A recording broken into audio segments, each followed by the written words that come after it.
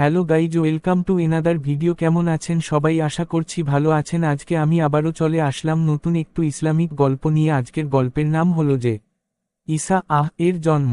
আজকের গল্পটি লেখক পরিচালনা সোহাবীর হাসান তাজিম। আজকের গল্পটি শুরু হচ্ছে। হে রাসূল সাল্লাল্লাহু আলাইহি ওয়াসাল্লাম, বর্ণনা কর এই কিতাবে উল্লেখিত মারিয়ামের কথা, যখন সে তার পরিবারবর্গ হতে পৃথক হয়ে নিরালায় পূর্ব দিকে এক স্থানে আশ্রয় নিল। অতঃপর তাদের হতে নিজেকে আড়াল করবার জন্যে সে পর্দা করল।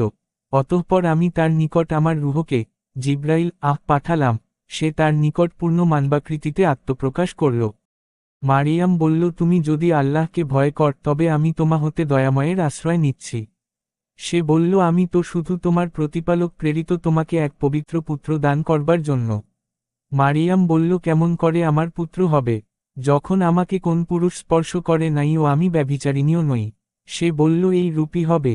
তোমার প্রতিপালক বলেছেন এটা আমার জন্য সহজসাধ্য এবং তাকে আমি এই জন্যে সৃষ্টি করব, যেন সে হয় মানুষের জন্যে এক নিদর্শন ও আমার নিকট হতে এক অনুগ্রহ। এটা তো এক স্থিরীকৃত ব্যাপার। অতঃপর সে গর্ভে সন্তান ধারণ করল ও তৎসহ এক দূরবর্তী স্থানে চলে গেল। প্রসব বেদনা তাকে এক খেজুর বৃক্ষ তলে আসন নিতে বাধ্য করল। সে বলল, হায়, এর পূর্বে আমি যদি মরে যেতাম ও লোকের স্মৃতি হতে সম্পূর্ণ বিলুপ্ত হতাম। ফেরেশতা তার নিম্ন পার্শ্ব হতে আহ্বান করে তাকে বলল, তুমি দুঃখ করো না, তোমার পাদদেশে তোমার প্রতিপালক এক নহর সৃষ্টি করেছেন।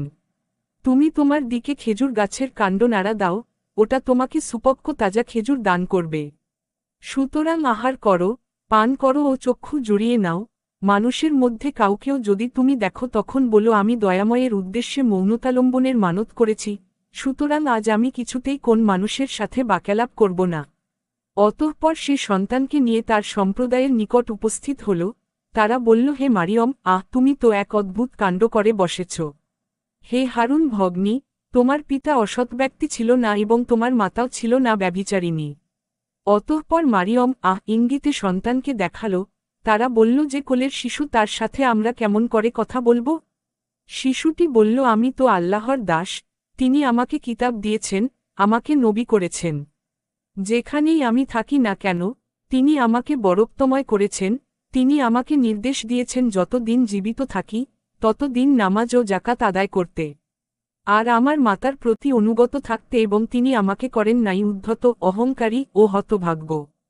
আমার প্রতি ছিল শান্তি যেদিন আমি জন্ম লাভ করেছি, ও শান্তি থাকবে যেদিন আমার মৃত্যু হবে ও যেদিন আমি জীবিত অবস্থায় পুনরুত্থিত হব।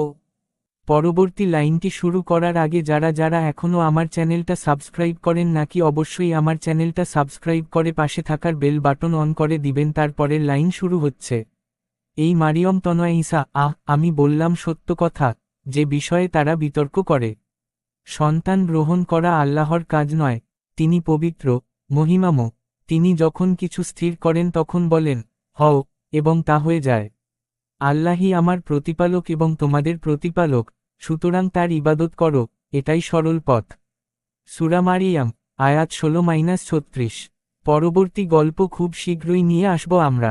পরের গল্পের নাম হল যে হযরত ঈসা হাবিবে নাজ্জারের ঘটনা।